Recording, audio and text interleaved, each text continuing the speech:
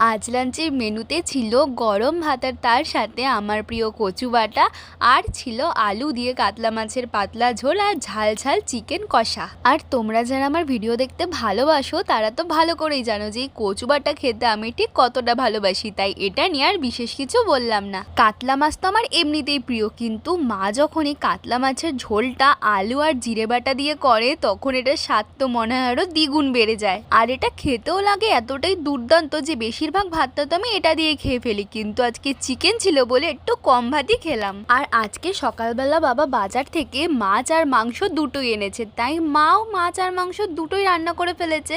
কিন্তু আজকে যেহেতু কাতলা মাছের চিকেন কষা দুটোই ছিল, তাই আমি দুটো দিয়ে অল্প অল্প করে ভাত মেখে খেয়েছি, কেননা দুটোই তো আমার বড্ড প্রিয়।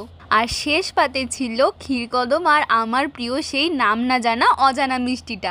আর আজকে লাঞ্চটা এভাবেই শেষ করলাম, কিন্তু তোমাদের সাথে দেখা হচ্ছে নেক্সট ভিডিওতে। টাটা।